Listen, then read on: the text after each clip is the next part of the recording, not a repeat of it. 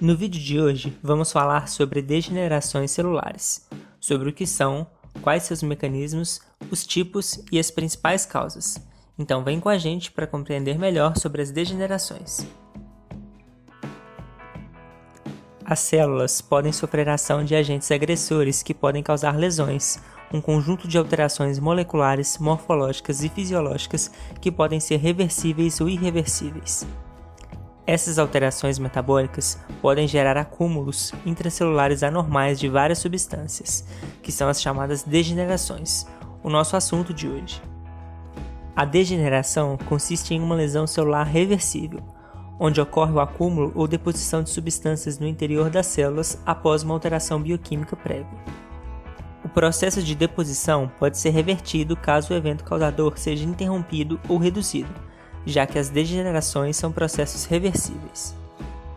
Esses acúmulos intracelulares podem ocorrer devido a diversos mecanismos, como a alteração na taxa de metabolização de uma substância intracelular, de forma que não é possível secretá-la, ocorrendo seu acúmulo, como é o caso da degeneração gordurosa no fígado ou da degeneração hialina em plasmócitos. A alteração na via de metabolização de alguma substância endógena normal devido a defeitos na geração de energia, na permeabilidade da membrana plasmática, em enzimas que participam do metabolismo dessa substância ou mesmo por alterações nas vias devido a intoxicações. Isso pode levar a acúmulos de água, eletrólitos, carboidratos, proteínas e gordura.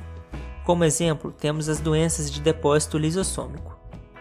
A alteração na organização estrutural da substância intracelular, causando sua desorganização ou coagulação, e a alteração no metabolismo de uma substância endógena que passa a ser anormal, como produto de um gene que sofreu mutação, gerando uma proteína truncada, que não é capaz de ser dobrada, transportada ou degradada corretamente, ocorrendo seu acúmulo.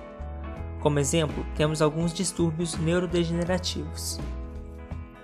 Diferentes substâncias podem se acumular dentro das células, e a classificação do tipo de degeneração consiste exatamente na natureza dessa substância, podendo ser água e eletrólitos, ou degeneração hidrópica, proteínas, ou degeneração hialina, mucopolissacarídeos, ou degeneração mucoide, lipídios, ou esteatose e lipidoses, e carboidratos, ou glicogenoses. Vamos ver agora um pouco mais sobre cada tipo de acúmulo. A degeneração hidrópica consiste no acúmulo de água e eletrólitos dentro da célula, devido a distúrbios no equilíbrio hidroeletrolítico. As causas possíveis são lesões que afetam de alguma forma o transporte de eletrólitos, seja afetando as bombas eletrolíticas diretamente, afetando a integridade de suas proteínas ou a própria membrana, ou alterando a disponibilidade de ATP para aquelas que necessitam dele. Logo, a degeneração hidrópica pode ser causada por hipóxia, agentes tóxicos que lesam a membrana, hipertermia, dentre vários outros processos. No fim, todas essas situações levam à ocorrência de um mesmo fenômeno: retém sódio, reduz potássio e aumenta a pressão osmótica intracelular, levando à entrada de água no citoplasma, o que gera a expansão isosmótica da célula. Macroscopicamente, o órgão aumenta de peso e volume e apresenta uma coloração mais pálida, enquanto que microscopicamente as células ficam tumefeitas, com citoplasma mais acidófilo e com aspecto granuloso, podendo, em estados avançados, apresentar pequenos vacúolos de água. Na degeneração hialina, ocorre o acúmulo de material proteico e acidófilo nas células. Pode ser formada a partir de diversas causas, e alguns exemplos são proteínas endocitadas, como em pessoas que possuem proteinúria, ou seja, perdem proteínas na urina, que são reabsorvidas por pinocitose no túbulo proximal em quantidades elevadas, gerando acúmulo. Proteínas normalmente secretadas, porém produzidas em excesso, como as imunoglobulinas em plasmócitos, formando grandes gotículas hialinas, chamadas corpúsculo de Russell. Proteínas associadas a filamentos intermediários que condensam e formam corpúsculos nas células, como o corpúsculo de Mallory, que ocorre em alcoólatras crônicos, mas também na esteatohepatite e em carcinoma hepatocelular. Este corpúsculo se forma devido à ação de radicais livres sobre proteínas do citoesqueleto, que resultam na formação de ligações transversais entre cadeias polipeptídicas, formando aglomerados que se precipitam. Proteínas virais que são produzidas pela própria célula infectada. Macroscopicamente, o órgão acometido pode apresentar aumento de volume e alteração na coloração. Microscopicamente, a proteína acumulada tem aspecto vítreo, homogêneo, acidófilo e birrefringente. A degeneração mucoide também representa um acúmulo proteico nas células, mas difere da degeneração hialina principalmente por possuir carboidratos associados. Duas condições são conhecidas: a hiperprodução de muco nas células do trato digestivo e respiratório, síntese em excesso de mucinas, glicoproteínas, em adenomas e adenocarcinomas, que podem extravasar para o espaço extracelular e gerar um aspecto de tecido mucoide.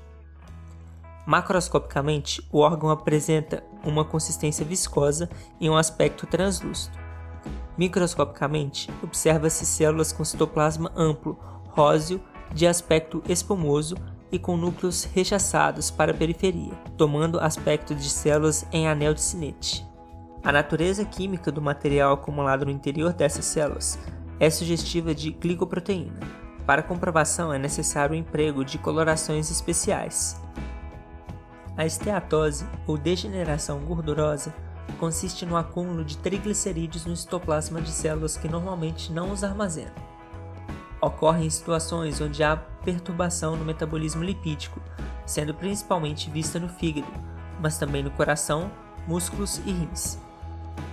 Pode ser causada por toxinas, hipóxia, ingestão abusiva de álcool, desnutrição proteica, diabetes mellitus e obesidade. Em condições normais, os ácidos graxos livres ou ingeridos são levados aos hepatócitos, onde podem ser esterificados a triglicerídeos, convertidos a colesterol e fosfolipídios ou oxidados a corpos cetônicos. Para que os triglicerídeos sejam liberados do hepatócito, precisam ser conjugados com apoproteínas, formando lipoproteínas. A esteatose pode ocorrer por interferências em diferentes etapas desse metabolismo, como maior ingestão ou lipólise, redução na síntese de lipídios complexos a partir de ácidos graxos e triglicerídeos devido à carência de ATP, menor exportação devido à menor formação de lipoproteínas por carência de apoproteínas, dentre outros. A esteatose desencadeia diferentes alterações morfológicas dependendo do órgão. Logo, falaremos do fígado, que é o principal órgão acometido. Macroscopicamente, o fígado com esteatose aumenta de volume e peso, se torna amarelado, com bordas arredondadas e consistência diminuída. Microscopicamente, os triglicerídeos são vistos em pequenos vacúolos, que com o avançar do processo tendem a coalescer, formando glóbulos maiores que deslocam o núcleo para a periferia. Essas células podem se romper, coalescendo os glóbulos de gordura, formando cistos gordurosos. A microscopia de luz pode-se observar no citoplasma celular vacúolos citoplasmáticos em imagem negativa que podem se assemelhar ao acúmulo de água ou polissacarídeos, necessitando de uma coloração específica para diferenciar. As lipidoses são os acúmulos intracelulares de lipídios que não são triglicerídeos, principalmente colesterol e ésteres do colesterol, podendo ser localizados ou sistêmicos. Alguns exemplos de lipidoses são aterosclerose, que consiste no depósito de colesterol ou seus ésteres nas células musculares lisas e em macrófagos da íntima de grandes artérias. Essas células ficam cheias de vacúolos lipídicos e os macrófagos adquirem um aspecto espumoso, sendo assim chamados de células espumosas. Algumas dessas células se rompem, liberando colesterol no espaço extracelular, que pode se cristalizar em formato de agulha longa. Pode ser causada por fatores genéticos e ambientais, como dislipidemia, hipertensão arterial, tabagismo, diabetes mellitus, estresse e sedentarismo. Macroscopicamente, no início das lesões, observa-se estrias gordurosas elevadas na superfície das células, e com a evolução, placas arredondadas ovais ou irregulares. Microscopicamente, a artéria apresenta espessamento focal da túnica íntima, em forma de meia-lua, e adelgaçamento focal da túnica média. Esse espessamento focal corresponde a depósito na camada íntima de cristais de colesterol, células espumosas, tecido conjuntivo denso e fibroblastos. Xantomas consistem em massas elevadas compostas de células espumosas que ocorrem no tecido conjuntivo subepitelial da pele e tendões. Ocorrem geralmente em pessoas com hipercolesterolemia. Manifestam-se macroscopicamente formando nódulos ou placas no tecido subcutâneo e tendões. Microscopicamente por macrófagos com acúmulo de vacúolos em imagem negativa em seu citoplasma. Na degeneração glicogênica, ocorre o acúmulo anormal de glicogênio nas células, decorrente de distúrbios metabólicos. Pode ocorrer devido a hiperglicemias metabólicas induzidas, como ingestão de alimentos, fármacos, por diabetes, etc., ou relacionados a defeitos em enzimas envolvidas no metabolismo do glicogênio, gerando seu acúmulo no citosol das células ou nos lisossomos. Esse acúmulo pode ser visto em diversos órgãos, como no fígado, rins, músculos esqueléticos e cardíacos. Macroscopicamente, geralmente não há lesão aparente.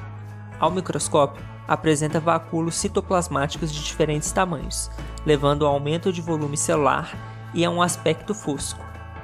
O glicogênio é o único carboidrato evidenciável histologicamente, sendo a identificação feita com o carmim de Best ou PAS com prova de amilase. Finalizamos por aqui, pessoal. Deixe seu comentário ou sua dúvida. Curta e compartilhe com outros colegas. Esse conteúdo foi feito para vocês. Obrigado e até a próxima.